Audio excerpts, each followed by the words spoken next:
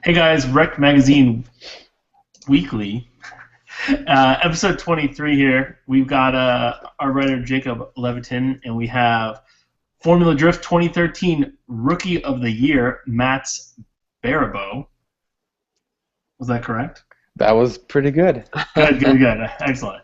And then we have a bunch of things we're going to talk about this week. It's actually been a pretty crazy week in drifting. Since 7 days ago when we did the last show, we're going to stick to this same new format we kind of rolled out last week. If you look below in the video, you can jump to any of the annotations where we'll be, basically as we jump from topic to topic, you'll be able to just jump to the topic you're interested in. Question number one, which is a question all three of us have to answer. I'll go ahead and kick it off for these guys, and we'll throw it over to Jacob and Matt. First question is, should Formula Drift expand into Canada? I probably have the least knowledge and information about the topic, but in my opinion, I think absolutely yes. I've only been to one DMCC round.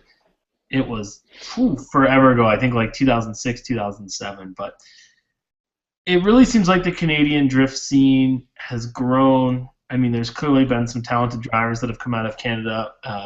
Mass has impressed us, obviously took home Rookie of the Year last year. Mark Vanderville's put up a pretty good showing when he's made it out. Dave Briggs, I think, is a pretty phenomenal driver. He just hasn't quite figured it all out, but it's clearly a good breeding ground, and you've had traditionally, I think, guys from the Northeast going to Canada, guys from Canada coming out to the Northeast. Like, I think, Matt's the first time I ever saw you drive was at like a Club Loose event. But it's interesting. I think that in talking to a lot of Canadians, everyone seems to think that Montreal might be kind of really the stronghold and would really bring the most fans.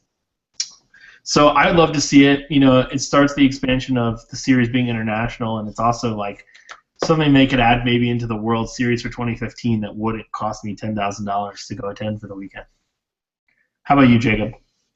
Yeah, I mean, I'm definitely excited to see where Formula Drift takes this World Series, and I think going north makes a lot of sense for a couple of reasons. One, I think you have the common language of English. As crazy as that sounds, a lot of the places they're looking at outside of, say, Australia, English isn't a primary language. And I think that goes a long way, and like you said, it's affordable for the average Formula D fan base that is largely based in the U.S. to make an appearance.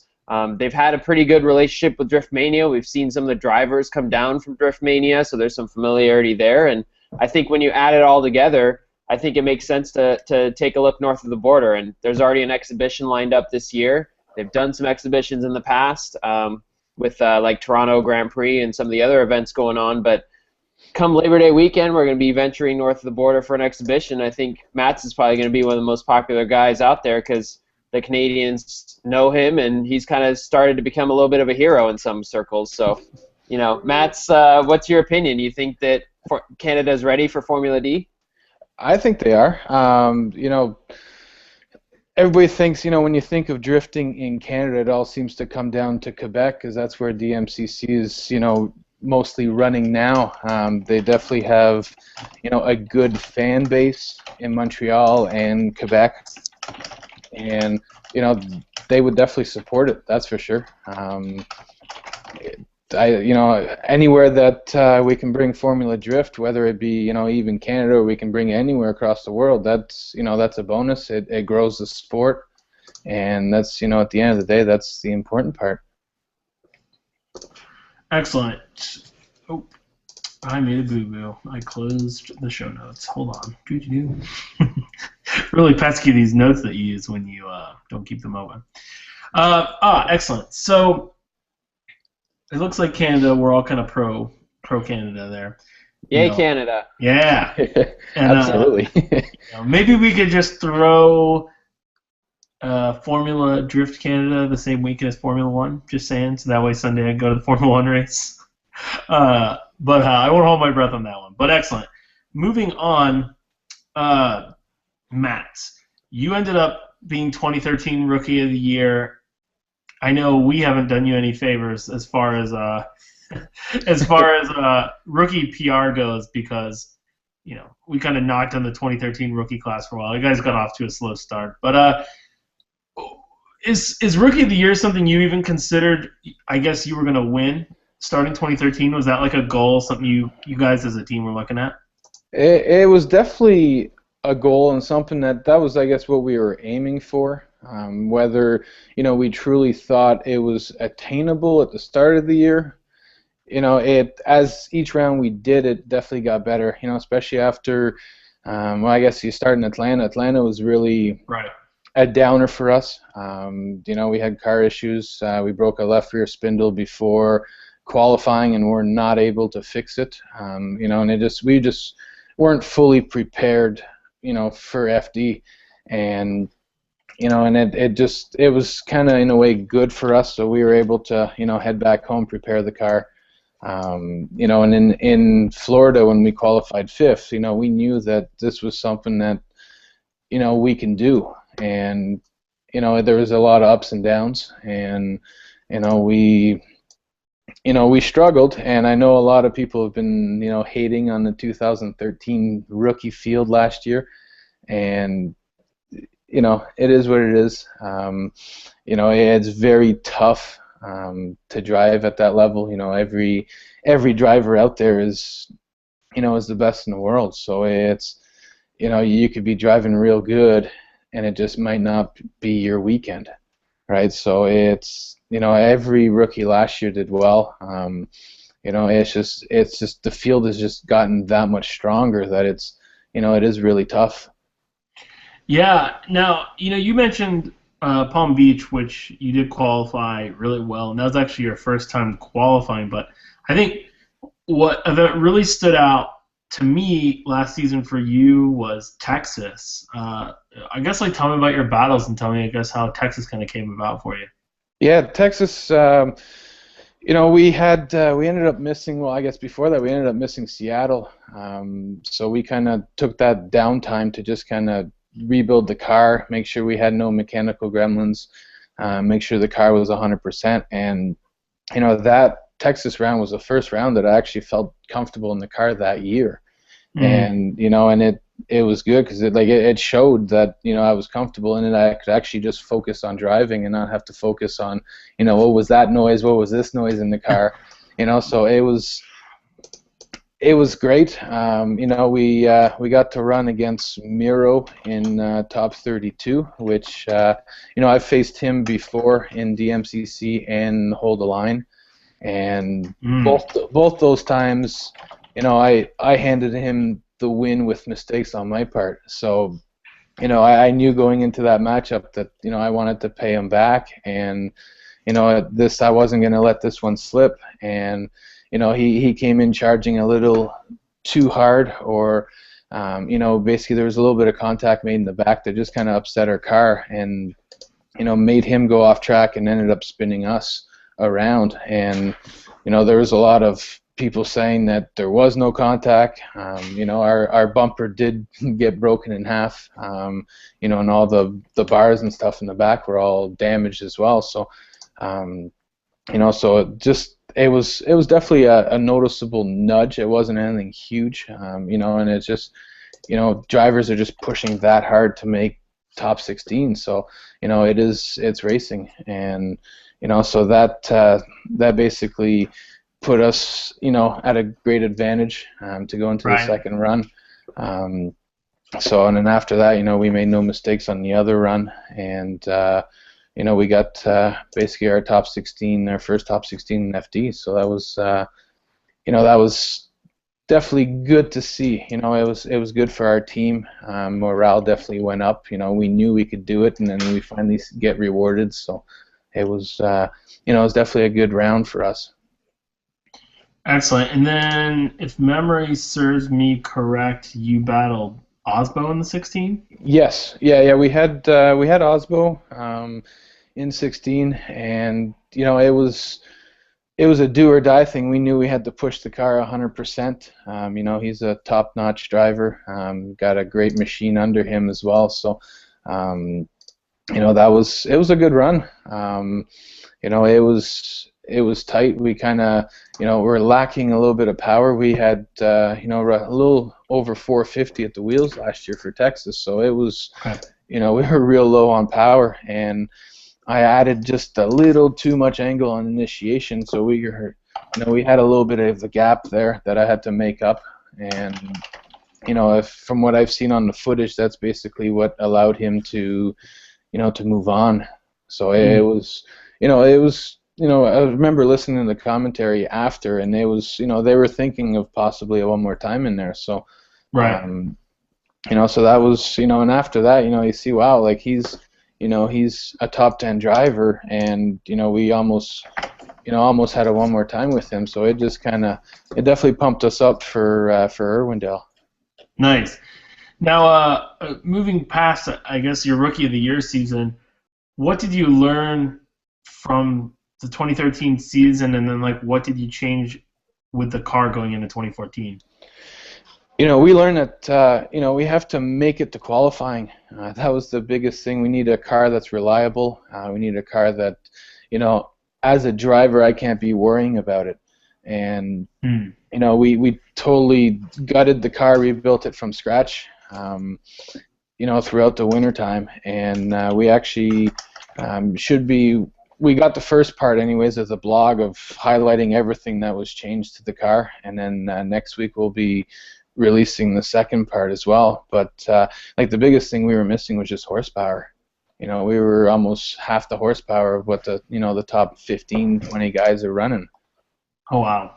So that's, that was our main focus, was leaving the car, pretty close to what I was comfortable with, and just adding power to help us, be a little bit more competitive. Excellent. How much, what is your power output now? Right now, we tested at low boost. We're making roughly 730 at the wheels. Wow. And I think Yeah. I think either you or one of your crew guys, I think, was telling me at Long Beach that you guys stripped a lot of weight out of the car as well. We did take some weight out. We ended up adding more weight with other parts, stronger parts. So we're basically running almost at the same weight as last year. Okay. But we did, I believe, from rough calculations, we took about 50 or 75 pounds out, and then just added weight for different reasons. Gotcha. I know that we talked a little bit about tire class a couple of years ago. What tire class does that put you in for your weight? We're running 295s now for tires. That's meaty. Yeah, so we're in we're just above, if memory serves me right, we're just like 3110 or something like that. That's what happens when you have a four-door drift car. You gotta keep room for the groceries in the back, right? So. Right. Nice. Definitely. Now, let's take a break here for a second, Matt. Put Jacob here on the hot seat. Your buddy, Irishman over here, Dean Kearney, took home a podium at IDC. Tell us what went down over there. Yeah, I haven't had a chance to catch up with him because he's been running around, I think, partying like he actually won the event. But, it's good to see the drifting really building up again in Ireland for a couple of years. You had guys like D-Mac and Dean and Eric O'Sullivan and even James Dean for a little bit driving over here, and I think the talent level was a little bit depleted. But now it seems like everybody's stepping it up again. Dean took a car that definitely isn't quite to FD spec and took it to the podium first time out. I know they were pulling all-nighters, kind of classic first round of FD moment where for 2 or 3 days straight nobody was sleeping to make sure the car was back in one piece. And he ended up losing out to a guy named Paul Murphy, who's actually been doing pretty well in the last couple of years in Ireland. I know he's made a couple podiums in the past in different series that he's competed in. Dean got second. Wesley Keating got third. Wesley Keating owns WKD Imports. They import a lot of the S13s and D1 cars, the Chasers, that from Japan over. So he's pretty well known. He's been driving for a while. And then Dwayne McKeever took fourth place. Interesting story about that. Dwayne's car actually burned down in practice, and they don't have the same rules as FD where you're forced to stay in the car. So he borrowed a competitor's car and won a couple tandem rounds. He ended up losing in top 4, but won a couple tandem rounds in a car he'd never driven in before. So it's always good to see the spirit of drifting kind of come together, and everybody pulled together to get him a car. And kind of after the fact, we saw a pretty funny video from why am I forgetting his name? right now. Hashtag hurry up. Hashtag hurry up. That's exactly. For those who missed it, there's a video on the site.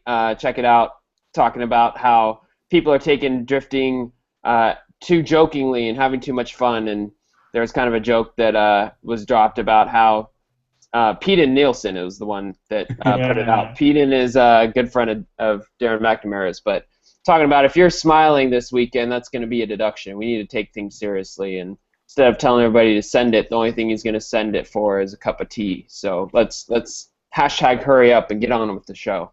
I'm kind of a fan of that. I'm ready for the next round to finish, but it was a good little video. My favorite part of the whole video, he said if they saw a driver's teeth during... Yep, smiling. Yeah, then you were going to get a deduction. That's pretty funny. I also think to note, too, Jacob, if my notes serve me correctly, Darren McNamara also competed. I know he's kind of on and off with IDC. He qualified 12th. Yeah. So he had an S13. It's a rental car that he's used for kind of just teaching people like a Drift 101 type of car. It's a very basic build S13. Same thing on Tuesday. The car was in a million pieces. He decided he wanted to compete, so he put it all back together and came out. It's like a basic SR20. I think it's got like a T28 turbo, which is nothing compared to what they're running in the big leagues these days. But yeah, John he came out. McCarthy beat him, I guess, in top 16. Yeah, came out and just kind of wasn't quite used to the run, so his tandems weren't really up to par. But he was actually testing some of the knuckles and arms that they put on the S14 that he's driving in FD. So he's got some parts he's been developing. I know that a lot of people look at Mike Kojima as kind of the nerdiest guy in drifting, but even Mike Kojima was impressed with some of the arms that Darren's using right now in both his S13 over in Ireland and the S14 they have in FD. So I know he's plans to take things a little bit more seriously for the rest of the round, but this was definitely just kind of a get the car together and get back in the driver's seat a little bit. Excellent. Wrapping up IDC, I know Eric O'Sullivan's moving back home to Ireland. Any chance he'll make a return? Have you talked to him about it? Yeah, I haven't had a chance to catch up too much about the IDC specifically. I think that if he's going to make a run at it, it'll probably be 2015 season. Actually, I know Matt's has driven with him a little bit over at Club Loose because he's been out in New Jersey for the last couple of years with Gardella. But unfortunately, he decided that it's time to move home and spend some time with family and take a step back from drifting. I know he's got a FC RX-7 to drive over there that's kind of just like a missile car, kind of practice car, not really a spec car with a full cage or anything competitive, but I wouldn't be surprised if he builds a car for 2015. Excellent. Well, sounds like everything's going pretty good. That was also the first round of IDC for this year, so I'm sure we'll get a lot more news from those guys. Really interesting is apparently Matt Powers has just retired from drifting and taken over the internet. I won't harp on this video too long, but he released it. Well, it's only a 17-second video. Yeah. There's not much to talk about. We've already talked about this video longer than the whole video is. If you've been living under a rock in the last week, I think the video came out on April 28th on YouTube. Yeah, on YouTube it's already broken 500,000 views. I think on Facebook it's already over 26,000 shares in the Keep Drifting Fun Facebook page. It's pretty damn impressive. I definitely couldn't do it. But Matt does a pretty fluid 360 and then back in a drift. I'm really curious to know if that's the first time they tried, if that was like take one. I don't know. It also made it on the Reddit homepage, which I think was pretty cool. Have you driven Horse Thief Mile before, Matt? Which that's where they had shot that video. I have not. It's definitely been on my list of tracks to drive. Back in, was it 09? When I was on the West Coast, I was actually planning on going to Horse Thief Mile, and it just it never ended up happening. But it's, we were close last year. We went testing the balcony, which cool. is basically right next door. So we actually seen it, and it's, from pictures and videos, the elevation changes are definitely a lot more drastic than you can tell from a computer screen. Yeah, totally. It's pretty hairy. I've done a bunch of ride-alongs and stuff there. It's especially that turn where Matt did it. I was going to ask you, but you haven't driven there yet. But it's a really weird kind of turn because you shoot down the hill, and then it like as you turn, the turn kind of goes back up. It's actually a place where a lot of pro-am guys seem to go flying off the track. And the first time I ever went to an event at Horse Thief Mile, it was like All-Star Bash 2 had actually went off there, and like there's really not a lot of rundown room because the track starts again, and he had like flipped over his 14. So props to Matt that he didn't like do it at Balcony. It was pretty wild. Now. But that was way too much fun. We got to keep drifting serious. Yeah, apparently I'm keeping drifting serious. Hashtag hurry up. I do like that hashtag. I'm going to have to use that at Formula D Atlanta next week. So moving back to Canada, Matt, I want to get your opinion kind of for the whole audience. You know, a lot of weird stuff's been going on in Canada lately. Drift Mania has been kind of shifting around owner to owner, it seems like. And the Drift West series seems kind of stable, but no one really talks about it. There's not a lot of buzz. I don't know if because they're out there on the West. I know you're in Ontario, so you're kind of far from those guys. But like, give me a general. How do you feel like Canadian drifting is in 2014? I haven't, to be honest, I haven't heard a whole lot about DMCC for the 2014 season. From what I heard is they went through another ownership change. And it seems as if they're trying to make more of a push to Quebec City, from what I've seen. I've heard that too. Again, like this, I'm just kind of from what I've been seeing on Facebook, so I have no real proof on that, but that's what it seems like, the direction they're trying to take it.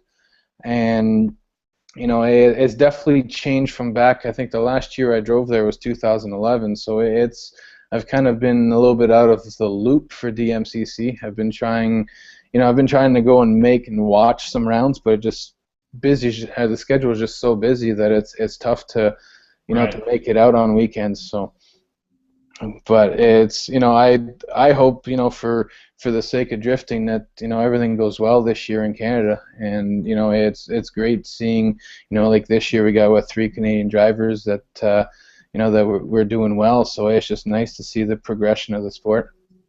Definitely. Now, there's a Formula Drift demo coming up in September. How do you think that'll do, and have you been told yet, or do you know if you're going to be able to drive in it?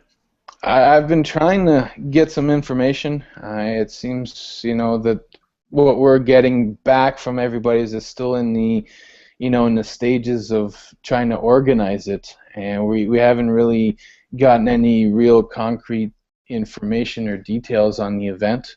I know for us, like the tough part is between Seattle and Texas. Right. So on having gone from New Jersey, which is East Coast, to Seattle West Coast, and have to go back East Coast and then back down to Texas is a lot of traveling for for us and our budget.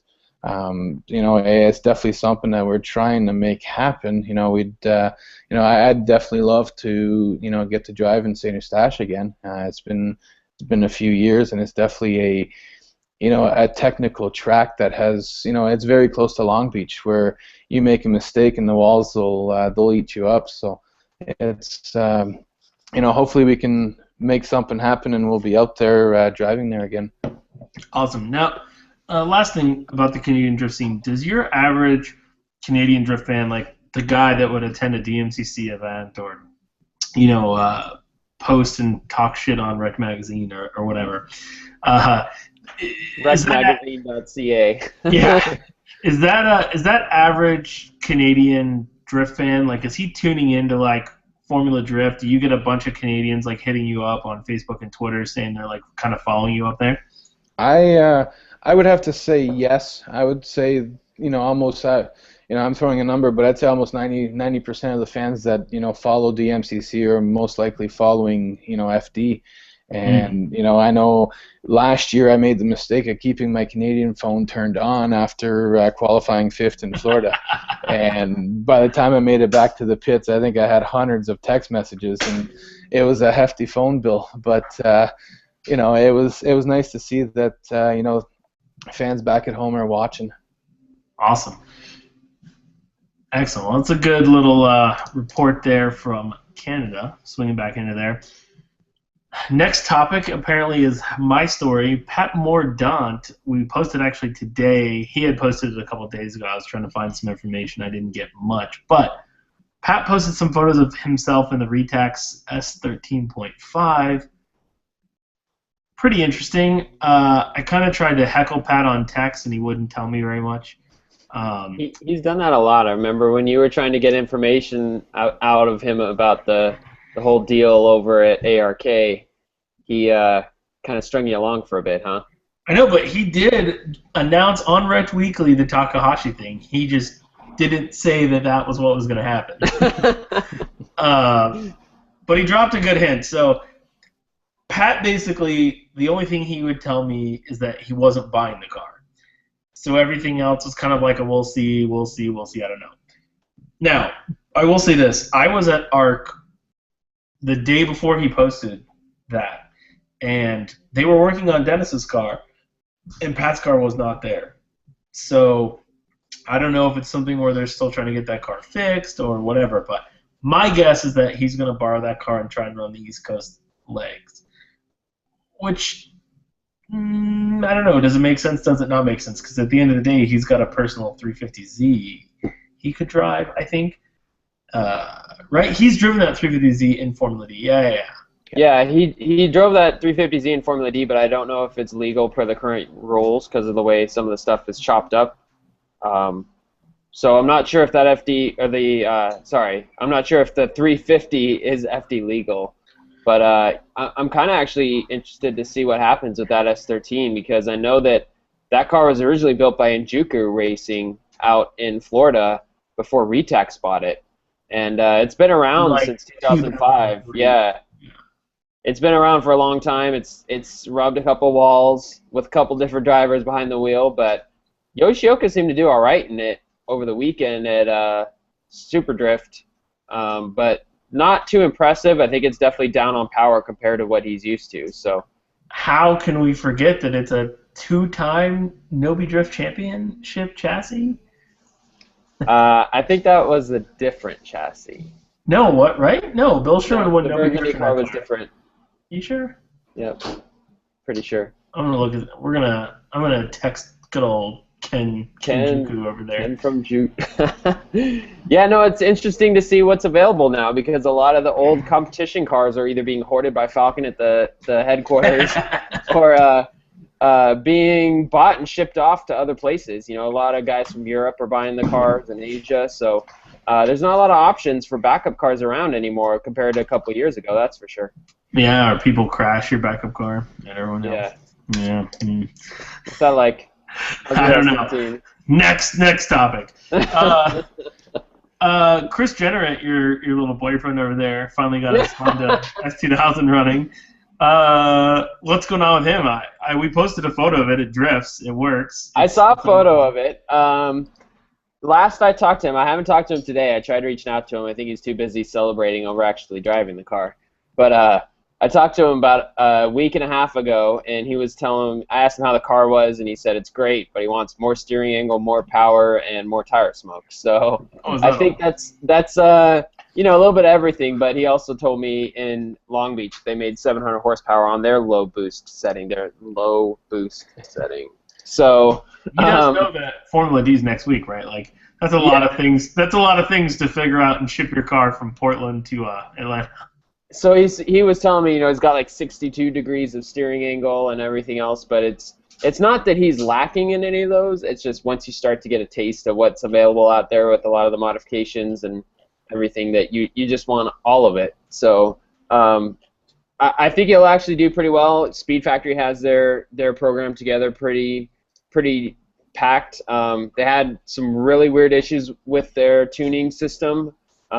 Where the ECU wasn't keeping the tune or something along those lines, and it wouldn't start unless it had 16 volts, which didn't make a lot of sense. But they got all those worked out, so he'll definitely be making a full pass over there in Atlanta. And I think that with the team he's got behind him, he's going to be someone that's going to be making moves and may surprise a couple people.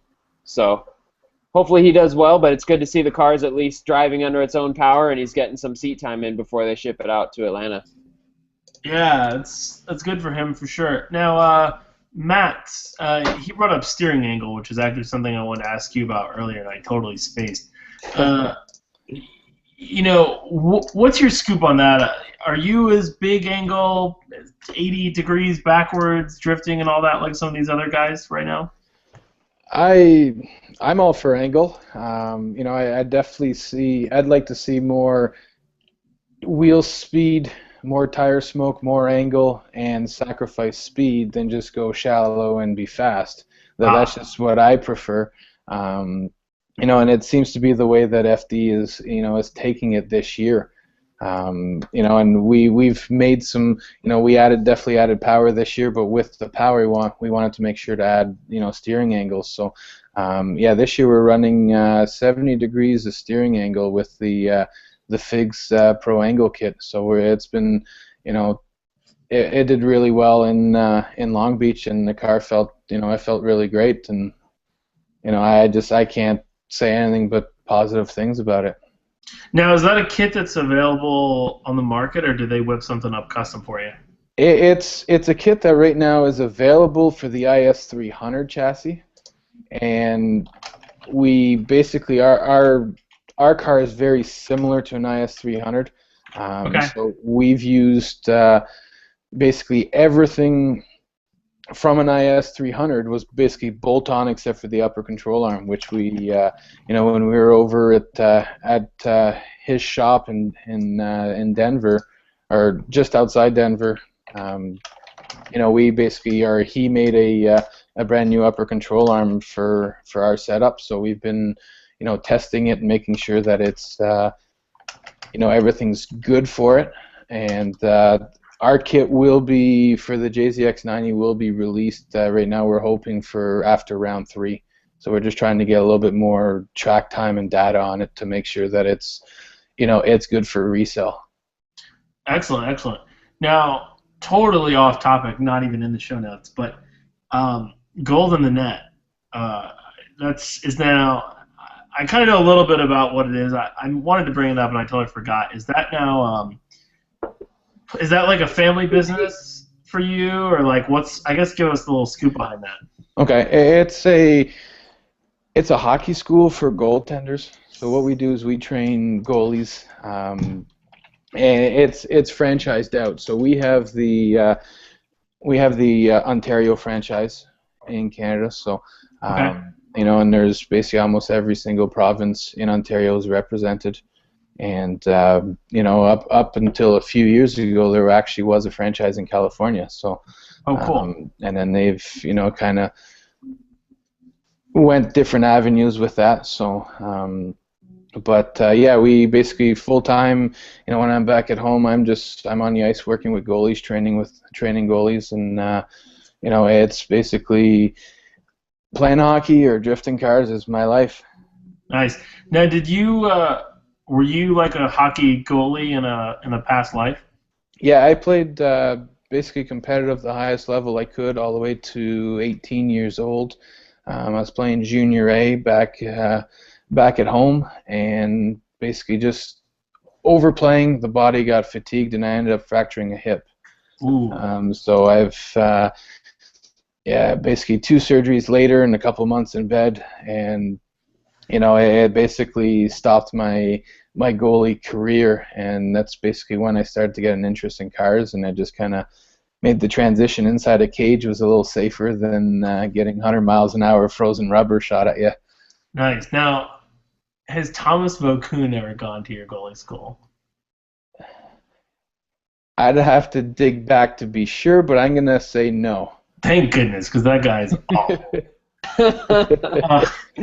I was texting with Mats about Fleury when he had that breakdown at the end of the game. He let a goal in with 30 seconds left to tie the game, and then let the softest goal I've ever seen in overtime. Yeah, the LA Kings did win Game 7, by the way. Woohoo! And Montreal won tonight too, by the way. Yeah. Oh wow! Yeah. I'm not gonna lie. I don't watch the NHL anymore because they took away my team and sent them to Winnipeg, and I'm still pretty Another bummed. Canadian team, yes. Yeah. So, I think on one of these episodes I wore my good old Atlanta Thrashers jersey, yeah. Whatever, we're not going to talk about that. It's too soon. But excellent. It's good to know. It's pretty sweet. Maybe we'll have to I'll pad up and come to your hockey school one day, and we'll see how that goes. Maybe we'll bring some drivers. Day in the life. Let's do it. Actually, if you're coming to Atlanta, we're gonna have a neat little contest at our pits. So we're gonna have some sticks and nets and that kind of stuff, and a little contest to see who's a sharpshooter. Oh man, I can win that. Yeah, so it'll be. We're still kind of trying to finalize everything, but it's. It'll be there. So if you're out on Thursday, you guys we'll see if we'd accept you guys as a Canadian. Yeah, I'm all for that.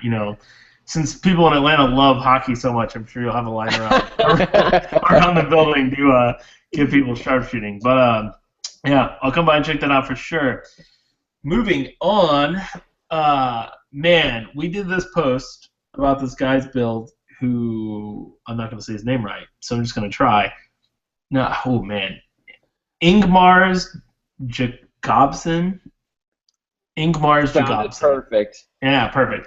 Anyway, this dude, Matt, you think building a 4-door car is super rad. This guy is building an E64 BMW 6 Series, which probably costs more than every car on the Formula Drift grid.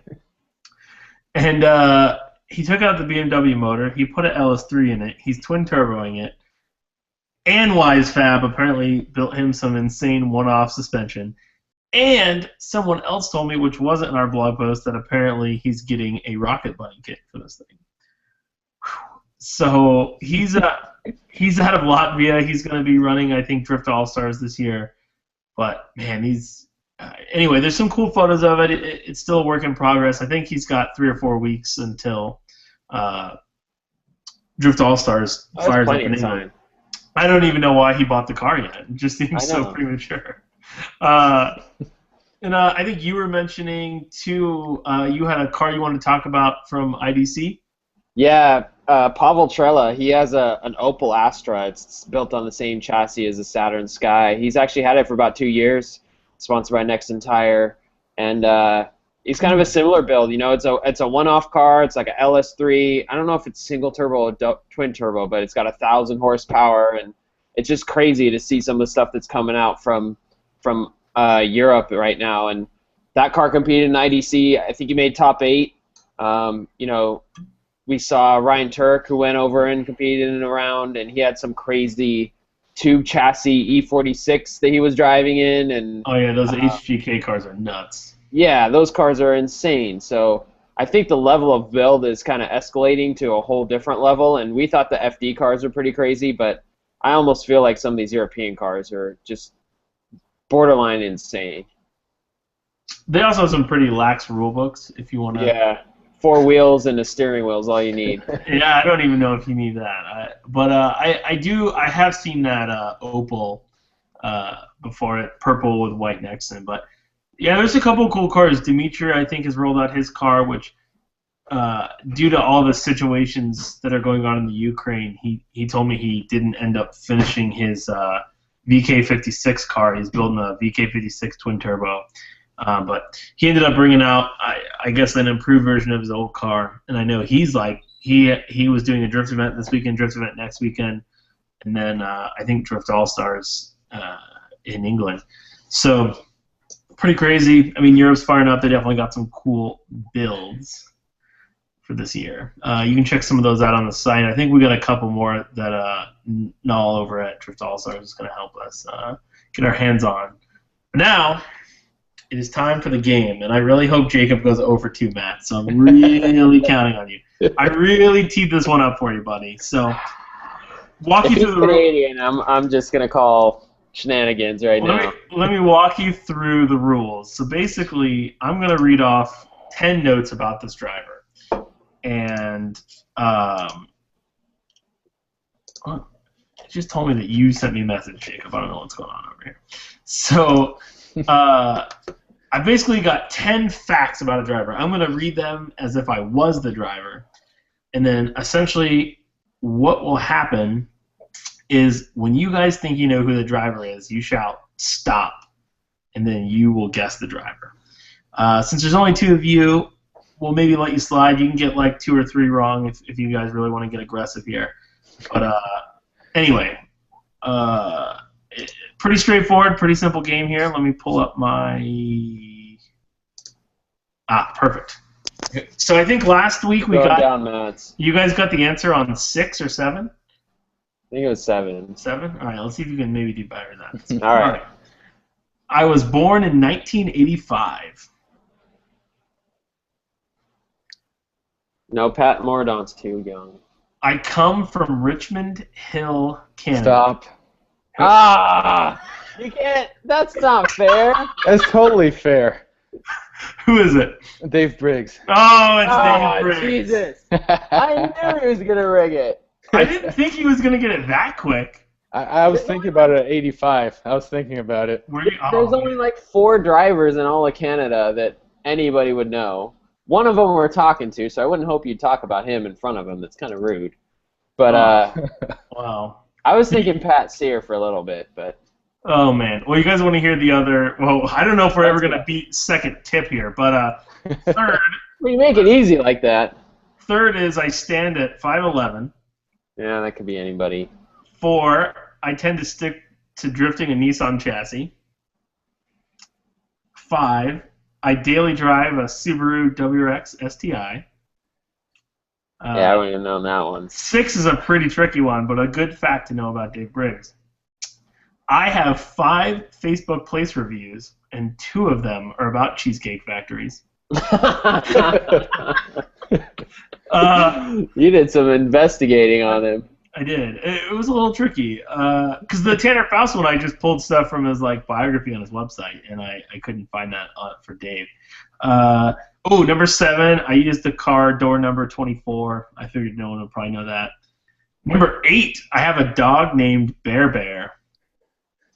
That's a manly name for a dog. I know. Number 9 was going to be a dead giveaway. I have a huge obsession with Chipotle. He came to California, and all he wanted to do was eat a burrito from Chipotle. I know. Did you see the Photoshop someone did with Dave Briggs' face, and then there's the burrito in the I have never heard that story. Oh, let me hold on. Well, number 10 was about him driving on HRE wheels. Let me see. He uses a hockey stick as a hood prop. No, does he really? Definitely Canadian. Oh, I wish I would have known that one. Yeah. I got pictures of it with a Z in Atlanta 3 years ago, and then in his 240 last year. Oh, I don't know nice. if it's the same hockey stick or if it's a different one, but he definitely has a hockey stick hood prop. Here, if you zoom out, Max, and you look at the group chat there, I posted a photo of Dave Briggs and a burrito. Nice. And a Chipotle burrito. Yeah, I'll post this image in the show notes for everybody. I must have missed that. I didn't see that. Jordan photoshopped that for him. Okay. Someone's in trouble. Yeah. Probably, but excellent. Well, that sucks. I should have maybe snuck the Richmond Hill thing in there later on, but yeah. I'm glad Jacob's over 2. That's what really right. Can't believe this. I didn't the worst game ever. I didn't know Dave and I were the same age. That was interesting. But anyway, enough about Dave. He's not here. Matt, you're here. Thanks for coming on the show. I think we've only gone about 15 minutes over what we're planning to do. Not bad. Right around the same as last week. And good luck in Atlanta, my friend. No, thank you. We're definitely looking forward to it. I will gladly out-slap shot Jacob anytime, any place. That's what you think. It's the deal. We got basically 4 targets hanging from the net, so we'll see. You get 4 shots. We'll see how many targets you guys can hit. Nice. I'm probably gonna hit 5, actually. All right. If you hit 5, I'll give you a free T-shirt. Oh, deal. Got this. I'm gonna pull my. You gotta put a GoPro on this or something. Let's videotape this. I'm gonna put my Danny Heatley skills to use. Oh no. Oh no.